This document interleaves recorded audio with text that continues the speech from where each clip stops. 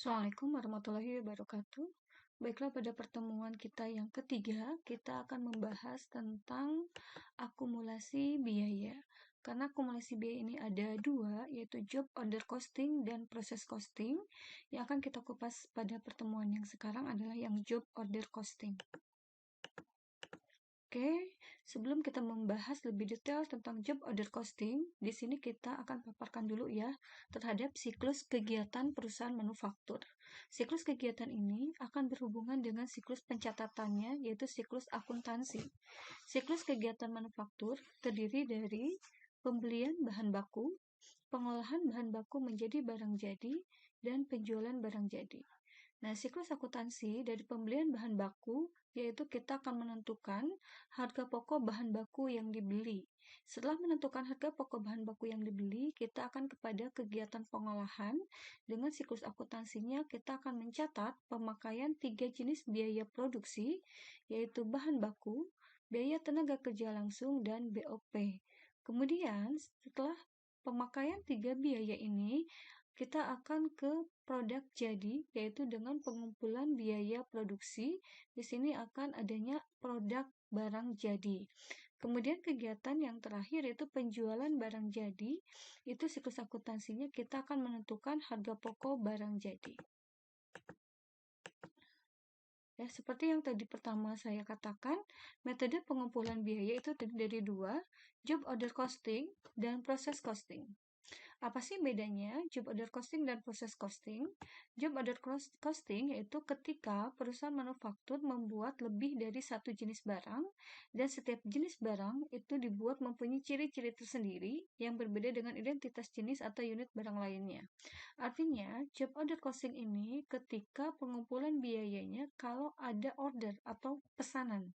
Sedangkan proses costing di mana perusahaan manufaktur membuat satu jenis barang yang diproduksi secara massal atau secara bersamaan dengan unit yang banyak, sehingga produk dihasilkan merupakan produk standar yang mempunyai bentuk dan ukuran serta kualitas yang sama. Di sini biasanya perusahaan memproduksi itu proses ya, artinya sesuai dengan permintaan pasar. Di sini terdapat perbedaan antara job order costing dan proses costing secara per komponen. Pertama, berdasarkan dasar pembuatan produksi, job order costing berdasarkan pesanan langganan, sedangkan proses costing berdasarkan pasar. Tujuan produksinya, job order costing melayani pesanan, sedangkan proses costing membentuk persediaan. Dan bentuk produk, dia tergantung spesifikasi yang dipesan, sedangkan harga pokok proses itu adalah homogen dan standar. Biaya produksi yang dikumpulkan itu setiap pesanan, sedangkan proses costing setiap satuan waktu. Dan kapan biaya produksi dihitung? Job order costing pada saat produk selesai, sedangkan proses costing selalu setiap akhir periode. Dan perhitungan harga pokok per unitnya, di sini dia berdasarkan total pokok pesanan dibagi jumlah produk pesanan. Sedangkan proses costing, dia selalu berdasarkan harga pokok periode dibagi jumlah pokok periode. Contoh job order adalah percetakan dan kontraktor ya, ataupun catering. Nah, sedangkan proses costing itu biasanya pabrik semen, pabrik kertas ya, yang biasa selalu berproduksi. Adapun karakteristik perusahaan yang menggunakan job order costing yaitu tujuan produksi perusahaannya untuk melayani pesanan, biaya produksinya dikumpulkan untuk setiap pesanan, jumlah total harga pokok untuk pesanan tertentu dihitung pada saat pesanan yang bersangkutan selesai. Dan pesanan yang sudah selesai dimasukkan ke dalam produk jadi. Artinya job order costing itu intinya dia akan melayani setiap pesanan saja. Adapun alur kegiatan atau yang dinamakan dengan flow activity dan alur harga pokok produk atau flow of cost dari job order costing adalah, tetapi di sini kita akan membedakan dulu ya. Flow of cost yaitu aliran biaya produksi dalam rangka kegiatan pengolahan baku menjadi produk jadi yang selanjutnya dijual. Sedangkan aliran harga pokok produk akan dipengaruhi oleh tergantung aliran kegiatan perusahaan manufaktur dalam mengolah bahan baku menjadi produk jadi dan menjualnya. Kemudian, kegiatan perusahaan manufaktur dalam mengolah bahan baku menjadi produk jadi yang kemudian dijual, itu ada beberapa kegiatan, ya, yang disesuaikan dengan tadi ya siklus kegiatan dan siklus akuntansinya, yaitu ada kegiatan pengadaan bahan baku ataupun bahan penolong ya, ataupun pengadaan tenaga kerja, kemudian kegiatan produksi yaitu kegiatan pemakaian 3 biaya produksi, bahan baku, tenaga kerja langsung, dan biaya overhead pabrik. Kemudian setelah itu akan diproses ya, akan dibebankan atau akan dipakai sehingga nanti akan membentuk persediaan produk jadi, yaitu kepada kegiatan penyimpanan produk jadi. Dan terakhir adalah kegiatan penjualan produk jadi. Adapun prosedur akuntansi dari kegiatan tersebut, kegiatan pengadaan, prosedur akuntansi biayanya adalah prosedur akuntansi biaya bahan baku dan supplies atau bahan penolong. Kemudian ada juga prosedur akuntansi biaya tenaga kerja. Nah, ini ketika kegiatan produksi ya, prosedur akuntansi biaya tenaga kerja, prosedur akuntansi biaya overhead pabrik, dan ada prosedur akuntansi produk jadi dan produk dalam proses ini dalam kegiatan penyimpanan. Dan terakhir adalah prosedur ketika kegiatan penjualan ya, yaitu prosedur akuntansi penjualan dan penyerahan produk kepada pemesan. Kemudian, prosedur pembelian sampai dengan pemakaian bahan baku dan supply di dalam pabrik menggunakan metode persediaan perpetual. Jadi, pencatatan akuntansinya menggunakan perpetual inventory system. Di sini ada beberapa tahapan prosedur akuntansi dengan pencatatan jurnalnya. Pertama, tadi kegiatan pengadaan atau pembelian bahan baku dan supplies. Karena tadi perpetual system atau metode perpetual, maka ketika kita membeli bahan baku, di debitnya bukan pembelian, tetapi persediaan bahan baku. Jadi langsung kepada persediaan bahan baku atau istilah akuntansinya adalah raw material. Ya, ketika kita membeli bahan penolong, bahan baku dan bahan penolong itu bahan baku misalkan kita memproduksi baju ya, berarti bahan bakunya adalah kain, sedangkan bahan penolongnya misalkan kancing ya. Nah, itu berarti di debitnya persediaan bahan penolong ya, atau persediaan supplies pabrik. Nah, di kreditnya apabila membelinya secara kredit, maka muncul account payable atau hutang dagang. Sedangkan apabila di kreditnya dengan tunai, maka muncul cash. Ya.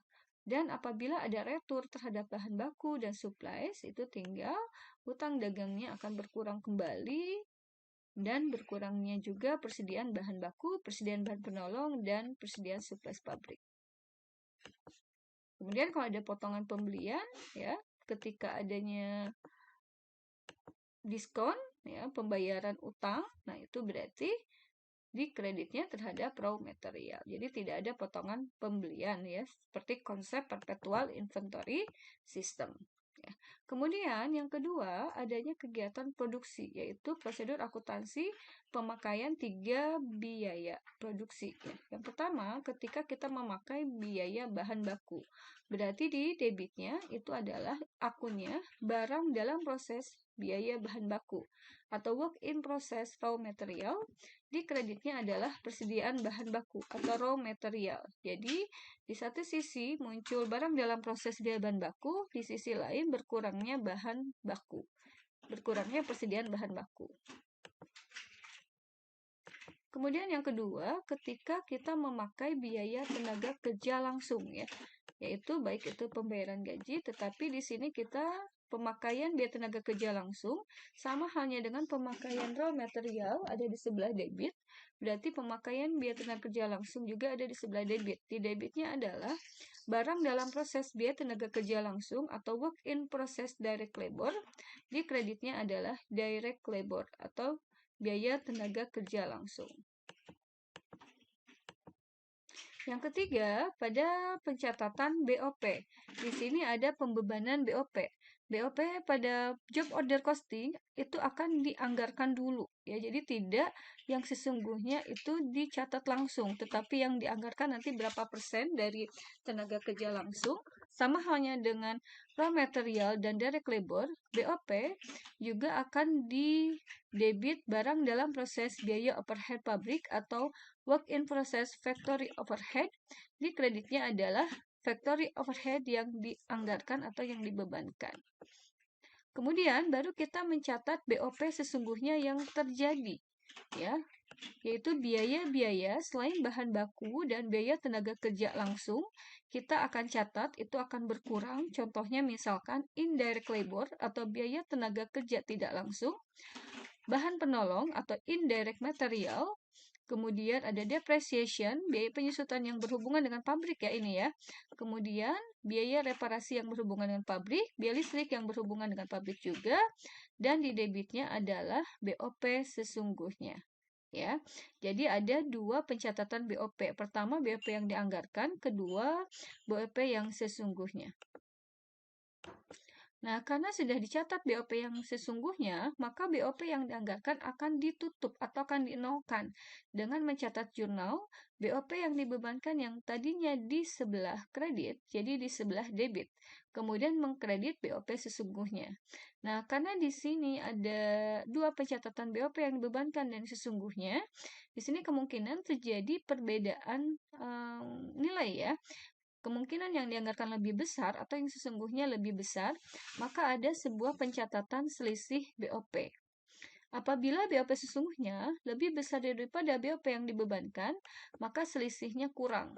Maka pencatatannya adalah selisih BOP pada BOP sesungguhnya. Ya, jadi ini akan menuju ke BOP yang dianggarkan atau yang dibebankan. Sedangkan sebaliknya, jika sesungguhnya kurang dari BOP yang dibebankan, maka dinamakan selisih lebih. Ya, jadi artinya yang real itu kurang ya daripada yang dibebankan yang dianggarkan. Itu berarti ada kelebihan bagi perusahaan. Maka pencatatan jurnalnya adalah BOP sesungguhnya pada selisih BOP.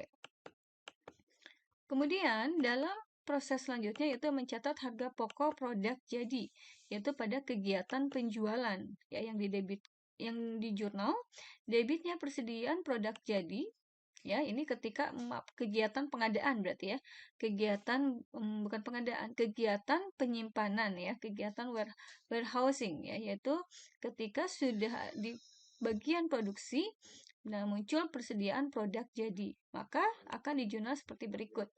Barang dalam proses yang tadinya bertambah, jadi berkurang.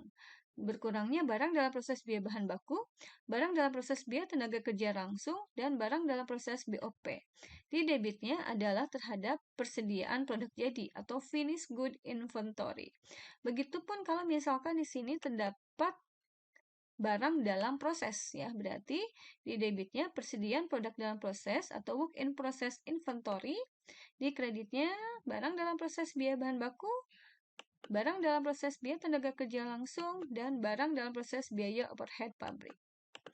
Nah, kemudian yang terakhir baru mencatat kegiatan penjualan yaitu harga pokok penjualan. Di debitnya AR pada sales dengan HPP pada persediaan produk jadi.